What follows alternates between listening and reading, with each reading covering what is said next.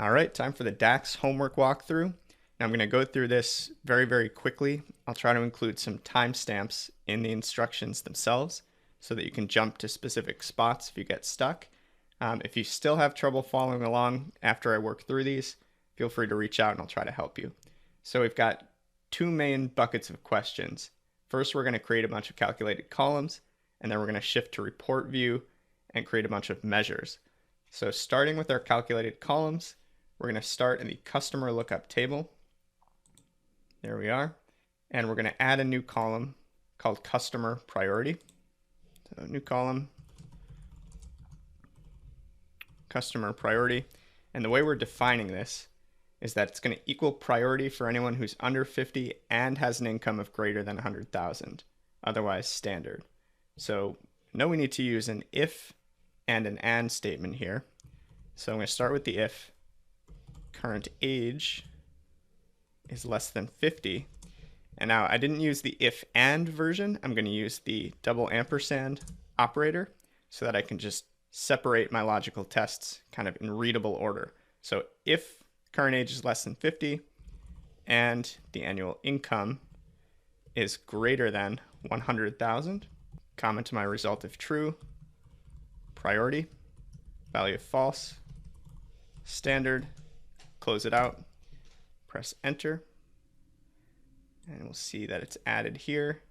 If we scroll down, I believe there should be some priority customers. There they are. So that looks good. That's number one. Next up, we're going to move to our product lookup table. Here we go. And add a new column called price point. Add a new column called price point. And basically we're looking at the product price column. If it's greater than 500, price point's high. Between 100 and 500, price point's mid-range. And then anything under that is low. So rather than using and statements in here for the in-between values, since Power BI, just like Excel, is going to be reading from left to right, I'm just going to start with my highest value and then add a second if, and we should be good. So I'll show you what I mean. So if the product price is greater than 500, then the result, if true, is it's a high price point. And now a little shortcut here. I'm going to grab that whole statement, copy it, paste it as my second if statement. So if the product isn't high, then what am I testing for? Well, then I'm testing if it's greater than 100. And in that case, it's going to be mid-range. And the value of false at the very end. I don't have to add a third statement here because if a product isn't greater than 500 and if it isn't also greater than 100, then it's got to be under 100 bucks. So that's my catch-all low statement. So if the price is over 500, high. If it's less than or equal to 500 but greater than 100, mid-range, otherwise low. So you can enter that in, scroll to the right, low, mid-range, high. These align with the prices, so that looks good as well. Next up, we're moving to our calendar table. We're going to add a new column called short day. And that short day is essentially going to extract the three first letters from the day name and capitalize them. So I'll do it in two steps just to show you. I'm going to start with just the left. So the left of the day name column, I want the three characters. That returns fry, sat, sun. Looks good. The only other step is to capitalize by wrapping this whole function in an upper statement. There you go, just like we created the short month column during the lectures.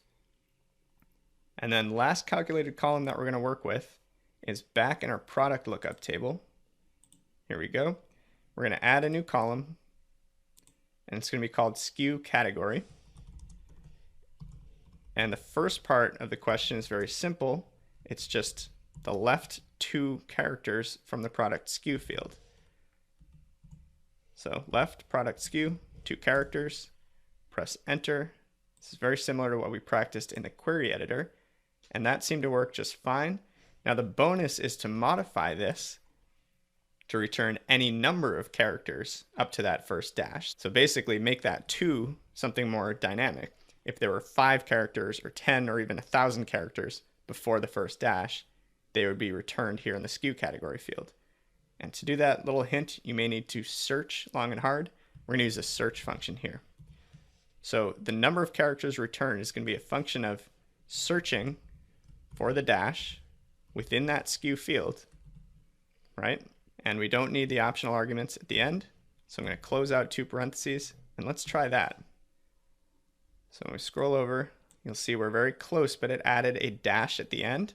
That's because the search found the dash in the 3rd position of the string. Therefore, it fed a 3 into the character length argument of the left function, where we just want a 2.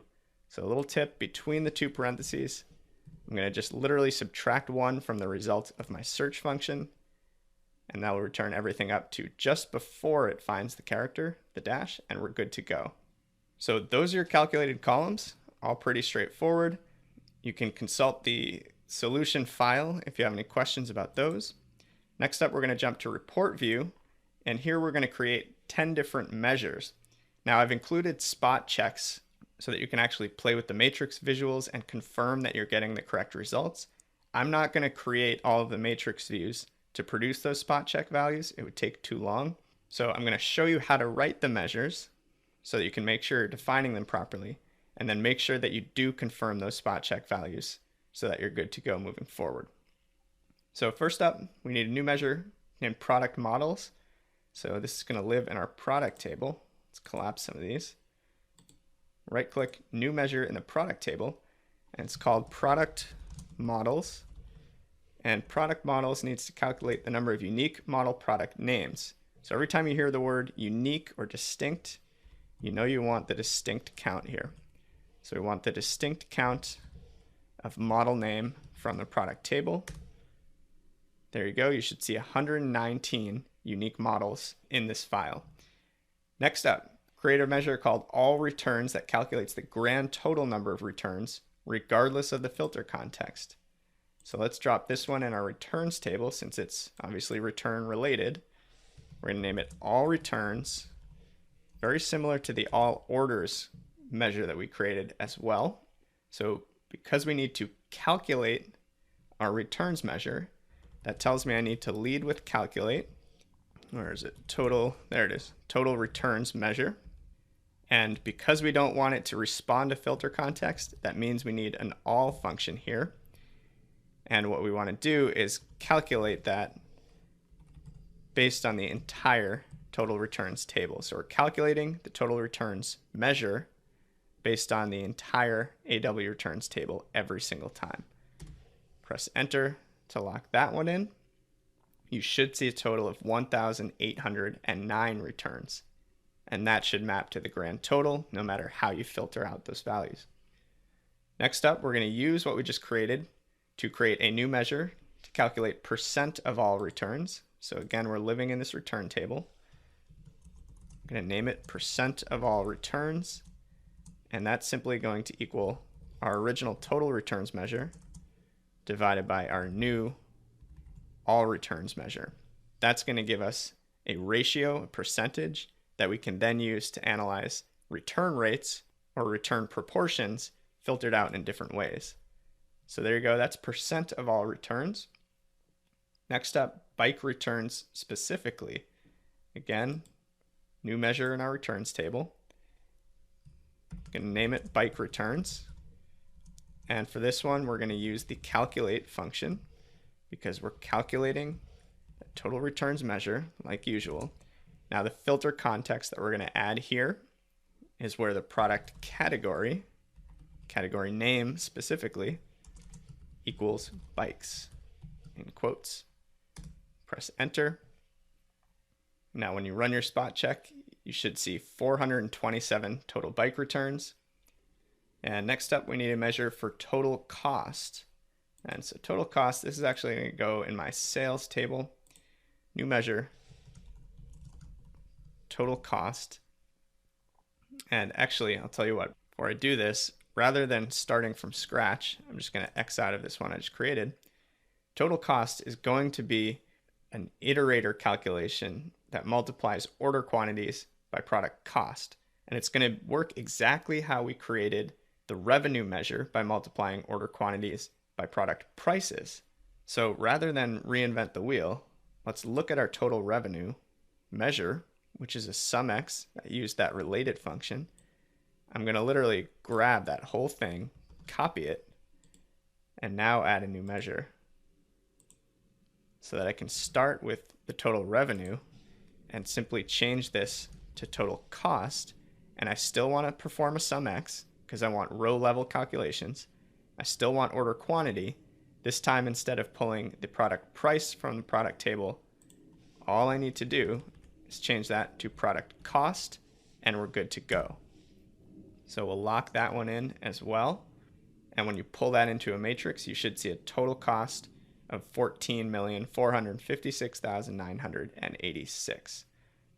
Now from here, we can very easily create a measure for total profit. That's as simple as the total revenue minus our total cost. Revenue minus cost equals profit. When you lock that in, you should see a total profit of $10,457,580.86. And now next up, we're going to start working with some time intelligence. First up is previous month orders. So orders are going to live in our sales table. I'm going to name it prev month orders. And basically for previous month, we're going to start with calculate, like all of our time intelligence. The measure we're going to calculate in this case is total orders. And for previous, we're going to use the date add function. Point to our date field in our calendar lookup. And since we want the previous month, we're going to do -1 month, and the interval is a month interval. So close out 2 parentheses. We're calculating total orders, and the date add allows us to calculate for the previous period, and our periods are months. So press enter, and we've got previous month orders, good to go. Now, based on that previous month orders, just like we did previous month revenue and a revenue target, we're going to create another measure called order target that's calculated the same way, which is simply that previous month orders measure times 1.1, since our target here is a 10% lift month over month. So we need 10% over the previous month to define our order target. And we're going to be using this in some of the visuals in the next section of the course. Next up, previous month returns. So same process here. We're just going to add previous month time intelligence function in the returns table. Prev month returns. You know the drill. I could have just copied the other one too, but let's do it from scratch. This time we're calculating the total returns measure using the date add, pointing to our calendar date lookup as usual. And then we're going to say number of intervals, -1. Interval is month, 2 parentheses. Calculating total returns using that date add time intelligence function for the previous month. That one looks good. And now our final measure that we need to create is a 90-day rolling profit. And I'm going to put profit here in my sales table. New measure, 90-day rolling profit, which creates basically a running total with a time frame of 90 days. And for this one, as always, we'll start with calculate, and then this time total profit is the measure that we're evaluating, and we're going to use the dates in period option here. Point to our calendar lookup date field, and then the next component, this is the only one that has this 4th argument here, the start date. And for that one, we're going to use the max of our calendar lookup date, just like we practiced in the demos. And then the number of intervals, in this case, 90 intervals. And our interval period is a day, so minus 90 days.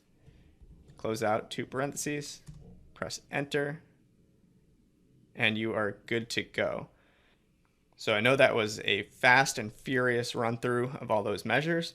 Make sure that you play with the matrix visuals, pull these in and out, confirm the spot check values in the homework file, because we're going to be using a lot of these measures in the data viz section coming up next. So with that, you've officially wrapped the DAX section. So get excited because now we're going to start building some incredible reports and dashboards.